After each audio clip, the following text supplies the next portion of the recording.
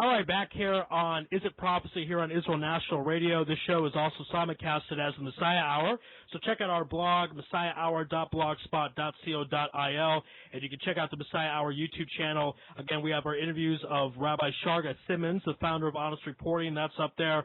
Rabbi Yosef Mizrahi of DivineInformation.com, and much, much more to come. So check us out. And, of course, you can email us at messiahhour@gmail.com. Back with my guest this morning, Ze'ev Ben Yechiel, feature writer for the Times of Israel, Jerusalem Post, and Ze'ev has a new gig. Ze'ev, tell us about that. That's right. I'm the foreign news desk coordinator for English-speaking media for Tetzpit News Agency, which is Israel's first and only homegrown news agency, supplying news to news outlets around the world. You can check us out at our Facebook group. It's TAZPIT News Agency. And, I noticed you threw in there only homegrown. So talk about the importance of that, because we don't have a lot of homegrown media outlets. I mean, a lot of people know about Israel through CNN, Al Jazeera, outside elements. Talk about how important it is to have an inside element telling everyone the story. Yeah, well, we're trying to show our side of the story. We're trying to combat a very distorted stream of information that's coming into people's TV screens and into their laptops. It's a big problem when a whole side of the story isn't being told, especially if the other side of the story tells a completely different story. It's not just that the picture is distorted. It often happens to be the case that the picture is actually turned upside down, such as when Israel's accused of war crimes in Gaza, when it actually does more than any other country has in history to protect the lives of enemy populations and civilians in the areas that it's targeting. I challenge you to find one country that drops leaflets warning residents of an area that an aerial attack is going to take place, or that calls the residents of a home, some of whom are terrorists themselves, but it knows that our security services knows are terrorists, that we call them, to warn them of a strike that's going to be coming in. Tell me of another country that supplies a hostile enemy population with food, water, electricity, medicine, and just about every essential need, while their government or their representatives are busy bombing us. It's absolutely inconceivable that, according to any measure of logic, that we are guilty of war crimes. On the contrary, it's the other side that happens to be lobbing rockets at intentionally at civilian targets. Despite the fact they claim apparently that, well, poor us, we don't have good enough rockets, so we just have to aim them anywhere. We really want to hit military bases, but they end up hitting civilian populations. The numbers speak for themselves. They speak a totally different story. But the use of images and slogans is very powerful. As I might have pointed out last time, there's an Arab saying, if you repeat a lie enough, it will eventually become the truth. Not just an Arab saying, but it's one that also exists in their culture, and I think that's what they're doing now. All right. They're just repeating a lie yes. To the point where the world repeats it as the truth. And I think it's absolutely paramount that we have organizations like Tetzpit that can supply the world with a more complete picture. In the end, it's really in the best interest of those who are reading it to know both sides, because the side that is fabricating the lies. Yeah. Yeah, Ze'ev, I want to kind of cut you off and continue with this media theme, because this is certainly an issue that is going to be of importance, because, believe it or not, as I alluded to at the end of the first segment, I mean, there are a lot of people that think this video was faked, and it's going to have that sad segment that believe that. And one of the things they talked about, they thought that Stephen's final speech before he was murdered was too calm to be in a person that was under hostage situation. So if you just talk about that, I don't think people understand how the terrorists really break the will and spirit of a human being, and that's why he said what the terrorists told him to say. So if you can just talk about Stephen's final words before he was murdered and why he said what the terrorists told him to say. Well, I think anyone who doubts the authenticity of the video based on his apparent calm needs to spend a couple of years being held hostage by terrorists before they can really speak with any kind of authority on the topic. I think that the video is very well produced. It looks like something out of Hollywood, except what you're looking at is real. It makes it a heck of a lot scarier than a movie. There are a whole bunch of reasons that could explain why he appeared as calm as he did when he was delivering his speech. If you notice, when the ISIS voice starts speaking towards the end of the video, he starts looking a little bit different. When it talks about his impending death, you can see him close his eyes, it's certainly not a situation that I think he's acting in. If anything, he's acting calm because he may feel like it's the only chance that he has of survival. But I don't think, unless there's any kind of concrete evidence that the thing was fabricated, I don't think that there's any reason to question it. And I think those who are trying to question it in order to further their own political agendas, whatever they may be, are going about things in a very, very disingenuous and cruel way. Now, some of these comments that you see on YouTube, I mean, these are from regular people, things like, this is a CIA project. Also, I read something that said Hitler should have just killed all the Jews. Really, really nasty stuff. I think these type of videos really reveal what's inside the hidden part of just regular people, and that scares me, I think, more than anything else. Well, what scares me more than that, Ari, is the thought of how much of that hatred exists that's not being expressed, that's not coming out to the surface. And so I think in a way, yeah, it's obviously scary to hear these things, but on the other hand, the devil you know is better than the devil you don't know. And I think it makes it a lot easier for us to understand what we're up against and to be ready for the obstacles ahead of us if we know what they are. And so I think in a sense, having these things out in the open is actually, it can have its advantages.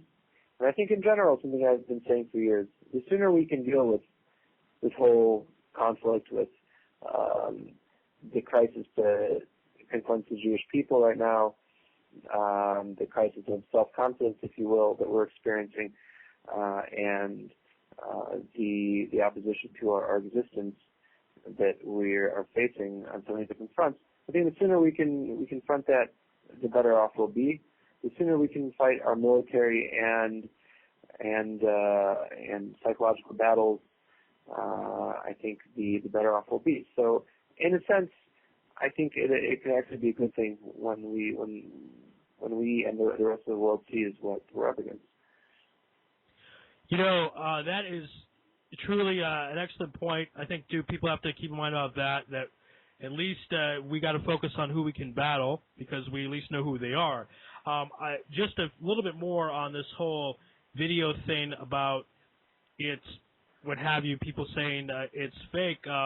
This video and how they made it, I don't think people realize this terrorist is British. People have an idea that these terrorists are riding camels in the desert and they're incompetent and they don't know what they're doing. This is a British terrorist. We'll get his name in a moment. And this was basically a Hollywood production. They spent money in the filming of murdering this Israeli. So they understand the importance of perception.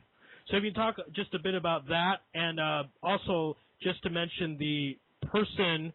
Well, he's not really a person. He's a terrorist, but his name is Jihadi John. That apparently is the terrorist that was the murderer, but he has relevance to Britain. So go ahead and talk about that, and we'll continue a little more, and then we'll move on. Go ahead, Zev. Well, I think Jihadi John, if that's what you said his name was, is pretty emblematic of what's happening in Europe today. I mentioned on our last show that there's a spiritual vacuum right now left by Europe's abandonment of its Christian roots. And as I said, human nature abhors a spiritual vacuum. There's got to be something that's going to fill the gap. Secular Western materialism only goes so far before people start asking the really tough questions again. And I think that, in a sense, Islam, on some level, is filling that spiritual gap. Now, people might not realize it consciously, but when they are faced with an ideology that deals with issues beyond everyday mundane things, then in a sense, if they don't have something to counter it with, then that ideology is going to start making inroads in that culture, whether it's demographically or in terms of people embracing that religion, as we see happening in Europe and in Great Britain, where we have something like at least 1,000 known jihadis walking the streets of Britain. It's not so surprising if you know your history, and I think that slowly but surely the peoples of Europe are coming to the realization that if they don't embrace some elements of their traditional beliefs, then there's not really that much holding back these Islamists and these jihadis from essentially taking over the continent. You have a system on the one hand that derives its power from this eternal, infinite, omnipotent source. On the other hand, you have a bunch of governments that base their mandate on things that are, in the end, temporary, like the circumstances of history and common agreements, the Constitution, things like that, that are the foundation of these secular democracies. So, in a sense, I think that that what the jihadis are doing in Europe is sort of forcing Europe to not necessarily turn the clock back, but to take things from its history that it's abandoned in recent generations, and to take that spiritual power and use it as a counterbalance and as a bulwark against the encroachment of this radical Islam. All right, by the way, just to continue this last part, I mean, it makes me sick, but this terrorist, Jihadi John, the reason why he was given that nickname is because his terrorist group was nicknamed the Beatles. I'm not making this up. You can Wikipedia it. And other members are known as George and Ringo. I mean, they seem to think this is a big joke and just kind of really shows you just how sick these people are. A few more minutes with you, Zev. I want to talk about this religious element of dying on Kiddush Hashem. I know that you're not a fan of Jews dying on Kiddush Hashem. You'd rather that we kill to preserve our Torah and we live. But obviously, this was not a situation that Stephen had any control over. And he is a Jew, still a soul, still a Jew, and he was murdered because he was a Jew. So if you talk about the concept of Kiddush Hashem, dying on Kiddush Hashem, and what that means spiritual-wise and for the soul. Well, look, I think there's no doubt that he performed a huge Kiddush Hashem, huge sanctification of God's name by remaining steadfast to his faith until the very end. The question I would have for Steve, if I were able to talk to him, would be to ask him why he spent so many years of his life running around with these guys. I just saw a picture today on the internet, him posing with a jihadist in military uniform and a gun. The jihadist had his gun, his uniform on, and Steve had a helmet he was holding. And the question that raises in my mind is, well, what does he really expect? I mean, it doesn't mean that my heart doesn't go out to his family. It doesn't mean that I'm not experiencing the devastating loss as a fellow Jew. But at the same time, we have to ask, well, what are we doing running around with these bandits when we have things on our own home front that we need to address? If his mission was to expose these guys for who they were, then it's a noble mission indeed. If he's playing the action-seeking journalist who's trying to, or at least succeeding in some measure to act as an advocate for these groups, then we have a serious problem on our hands. I can't speak for Steve himself, but there are more than enough journalists running around in Gaza, for instance, that are only too happy to take the side of the terrorists. I think the journalistic profession today is being held hostage. It's in a state of Stockholm syndrome with respect to the jihadis and to the radical Islamists. I think it's part and parcel with what's going on in the West in general, that I mentioned about this spiritual vacuum and the spiritual force of Islam is rushing to fill the void. And I think that what we're seeing in the journalistic profession is a lot of people who are playing up to these terrorists and they're helping them broadcast their message. And I think if anything, any good can be taken from this, it's perhaps a message to journalists to stay away from these guys. It's just that simple. If you don't want to get killed, don't go embedded with these guys into the field of battle.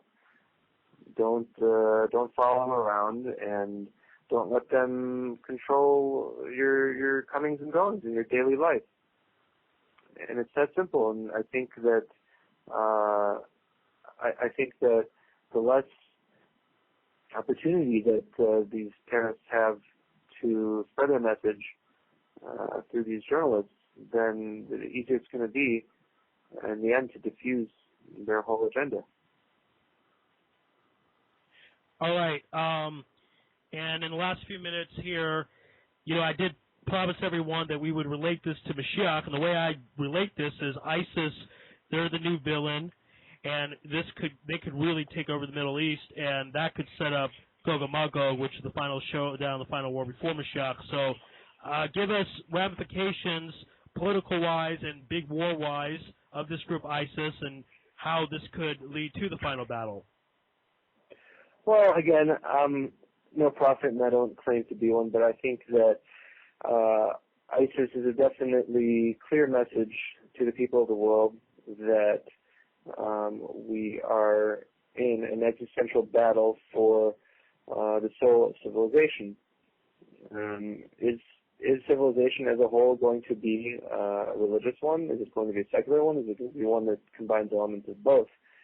I think that we can no longer speak of different cultures and clashes of different civilizations, because I think with the globalization that's happened and it's continuing to happen and to accelerate, I think we're looking at really one world that's forming in one civilization, in one order. And the question is what shape is that order going to take? And, in the long run, I'm not worried about the future of mankind. I don't think that God put us on this earth to perish at the hands of half-crazed religious fanatics, or fully crazed religious fanatics, as the case may be. I think right now it's just a question of how we approach this, how we neutralize this current threat, and what lessons it's giving us for the future. And I think that the message that we need to give these terrorists is that your days are numbered. We are coming after you. You are not going to survive, because the world has survived worse than you, and that you will be taken out, you will be eliminated, and you will be made to suffer for a very long time for the things that you've done. All right, and hopefully we do stop these terrorists, and this is not a game. Also, I was telling a friend of mine this. I think I'm also concerned with the video of these beheadings. We've seen so many movies with violence and murder and so many video games. I think we think of it as a movie or a video game. I don't think we realize that a human being died. His family won't see him in this lifetime, in this world. He died a brutal death, painful death, and I just think we're desensitized to all this. What are your thoughts on that, Ze'ev? Well, I think, again, this is a challenge. I think this is a wake-up call for people who have gotten used to seeing images like this, except in a fictionalized form, to realize that these things actually do happen, that these things are happening right now, and that they're very real. And I think that, in a sense, it could have the benefit of raising people's consciousness and raising people's sensitivity to the point where they're going to look at a violent movie and say, you know what, I can't really watch this because there's already enough going on in the world that's sickening to me. I think that history's proven that human individuals and populations can be desensitized, can be psychologically and cognitively reprogrammed, but I think it also teaches us that in the end, the human spirit has a certain transcendental element that enables it to transcend whatever controlling factors are influencing it, and to come out clean in a sense. We have a certain aspect to our beings that is eternal, that is not permanently alterable. And I think in the end, we're going to see human sensitivity bouncing back and saying, no, this is wrong, this is sick, and perhaps we shouldn't be glorifying it in Hollywood. Yeah. I mean, I know a guy, he's not the brightest person in the world, but he said, hey, you got to check out the terrorists killing, beheading these people. I'm like, I don't want to see that. And then he laughed and showed it to me anyway. He thinks it's funny. I know he's not that bright, but I'm like, that's just a person being dumbed down like a monkey, like an ape, watching TV making people stupid. And we got to wake up and go back to being smart.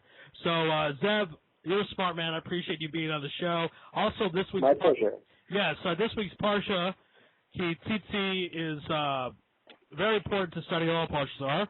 Ben Sura more study up on that and the recalcitrant child and what happens when people go out to war and how it affects them. And I think that certainly ties in to our situation right now. So everyone check out the Parsha Shavua of this week. My guest this morning, Ze'ev Ben Yechiel. Thank you again for being on the show. And give the plug one more time to your new news agency where people can check out your stuff. They're called Tazpit. It's T-A-Z-P-I-T. You can look them up on Facebook. Our page is called Tazpit News Agency. It's T-A-Z-P-I-T News Agency. And you can see our stories posted in online newspapers and outlets all over the world. All right, Ze'ev, thank you so much, and thank you, everyone, for listening. If you have any questions, email us, messiahhour@gmail.com. Again, messiahhour@gmail.com. Podcast of this program will be available on messiahhour.blogspot.co.il. Shabbat Shalom.